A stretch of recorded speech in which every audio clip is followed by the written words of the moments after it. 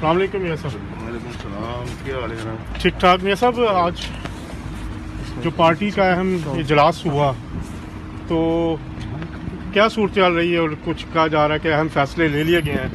آپ کافی دیر 4-5 گھنٹے رہا ہے یہ سارا معاملہ, کیا کہیں گے آپ؟ دیکھیں جی, بات بہت سمپل ہے.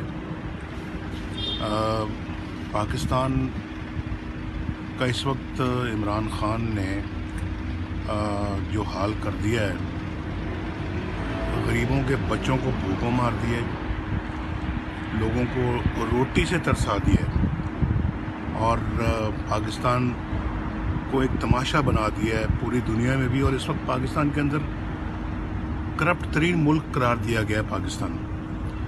آپ مجھے بتائیں کہ ایسے حالات میں کون پاکستانی ہے جو عمران خان سے نجات حاصل نہیں کرنا چاہتا؟ مہنگائی نے, بے روزگاری نے لوگوں کی مت مار دی.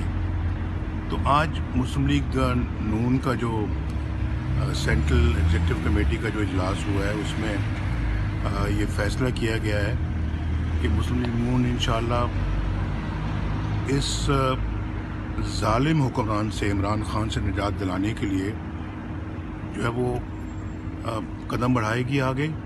اور یہ عین وقت کی ضرورت ہے, اور میں یہ سمجھتا ہوں کہ اس سے بڑھ کر پاکستان میں اس وقت کسی کام کی کوئی اہمیت نہیں ہے. سب سے امپورٹنٹ کام اگر آج ہے تو وہ یہی ہے کہ ایسے ظالم حکمران سے عوام کو نجات دلائی جائے. تو مسلم انشاءاللہ مسلم لیگ نون یہ فریضہ ادا کرے گی.